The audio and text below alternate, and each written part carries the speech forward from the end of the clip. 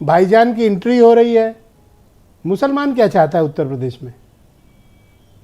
देखिए, ओवैसी की तो अब चुनाव आ रहा है तो लॉटरी तो लगनी तय है। पूरे देश से उनकी डिमांड आती है और वो पहले बिहार में गए थे, चुनाव लड़े, उनके 5 विधायक जीते भी थे। नोट कर। वो आजकल विधायक कहाँ हैं शायद पता नहीं, MIM को पता है या नहीं। लेकिन बंगाल में भी लड़ने का ऐलान किया था, बाद में ओवैसी ने वहाँ पर फिर ममता बनर्जी के समर्थन में वापस ले लिया। तो अब उत्तर प्रदेश में जब MIM चुनाव लड़ेगी, ओवैसी चुनाव लड़ेंगे, तो अभी तो 7 सीट का ऐलान किया है, हो सकता है कि आगे और सीटें बढ़ा दें। ये अभी खाली आज एक टेम्परेचर नापने के लिए एक लिस्ट 7 जिलों की दिखाई गई है। तो ये बड़ी विचित्र बात है कि कांग्रेस ने कहा कि ये भाजपा की बी टीम ने अपना काम चालू कर दिया। असदुद्दीन ओवैसी उत्तर प्रदेश में जो 7 लोकसभा की सीटें लड़ रहे हैं वो मुस्लिम बाहुल्य हैं। संभल, मुरादाबाद, अमरोहा, मेरठ, आजमगढ़, बदायूं, फिरोजाबाद। इंडिया गठबंधन को जिससे सबसे ज्यादा आशा थी यादव और मुसलमान वोट से जी, उसमें भी सेंधमारी की इंतजाम हो गया है। और भाजपा भी पसमानदा के नाम पर वोट चाहती है, मुसलमानों पे लगातार काम करती रही है। अब ओवैसी भी पसमानदा का मुद्दा उठाते हैं। तो जब मुसलमान वोट बटेगा तो स्वाभाविक है कि उसका फायदा बीजेपी को सीधा मिलेगा। हालांकि बीजेपी ने जातीय समीकरण इतने मजबूत कर लिए हैं यूपी में कि वो इंडिया गठबंधन पर अभी भी भारी है, लेकिन वो कहीं कोई चूक छोड़ना नहीं चाहती है कि कहीं कोई राहत की सांस ना रहे। वैसे देखिए, किसी भी पार्टी को सियासी ताकत हासिल करने में कोई बुराई नहीं है, उसको अपना अधिकार है।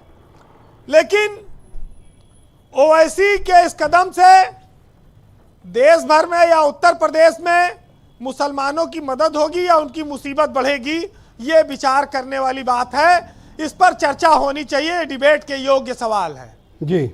और आज लोगों ने ये बात देखा है कि जैसे बिहार में आरजेडी का, लालू तेजस्वी का ओवैसी ने खुला नुकसान किया था, वैसे उत्तर प्रदेश में अखिलेश यादव का ये खुला नुकसान होगा अगर वो अपने कैंडिडेट लड़ाते हैं।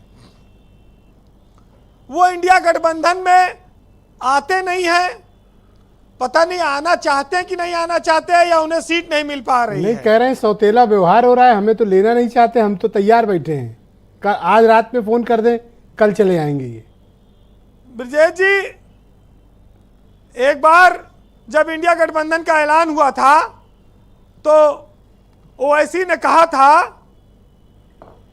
कि कांग्रेस और बीजेपी दुकानदार और चौकीदार हैं और इनकी आपस में सेटिंग है। मुस्लिमों पर दोनों चुप हैं।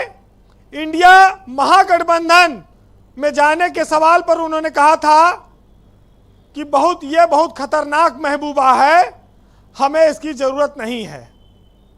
ये मामला पिछले साल का है जब उन्होंने बयान दिया था। तो वो जाने की इच्छा शायद नहीं रखते रहे होंगे, लेकिन आज वकार साहब ने कहा कि भाई हमको सम्मान या हमको इंडिया गठबंधन वाले उस लायक नहीं समझते हैं। जब राम मंदिर का उद्घाटन हो रहा था तब केजरीवाल ने कहा कि हम हर मंदिर पर सुंदरकांड का पाठ करेंगे दिल्ली में।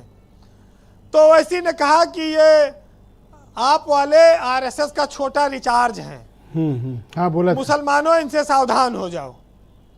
तो समस्या इस बात की है कि इंडिया गठबंधन में नहीं वीरेंद्र भाई, आपको सारी बातें ओवैसी साहब की याद है, लेकिन आपको आम आदमी पार्टी और कांग्रेस और समाजवादी पार्टी का एक भी बयान याद नहीं है। अभी कुछ दिन पहले समाजवादी पार्टी ने कहा कि जो कांग्रेस है वही बीजेपी है और जो बीजेपी है वही कांग्रेस है। अखिलेश यादव जी, हाँ बोलिए वीरेंद्र जी।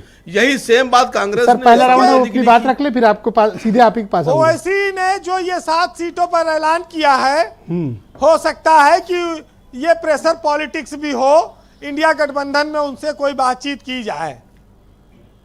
लेकिन एक बात ये साफ है जी कि ओवैसी जितना अच्छा बोलते हैं, जितनी तगड़ी स्पीच देते हैं, वो भाजपा को सूट करती है, उससे हिंदू वोट एकजुट होता है।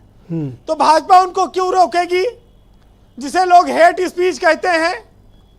देखिए आज जो है ब्रजेश जी ना आजम खां रहे सियासत में, वो तो जेल चले गए, और आजम खां के जाने के बाद इरफान सोलंकी भी बोल देते थे, वो भी जेल में है। शहजील इस्लाम तो पेट्रोल पंप के चक्कर में चले गए।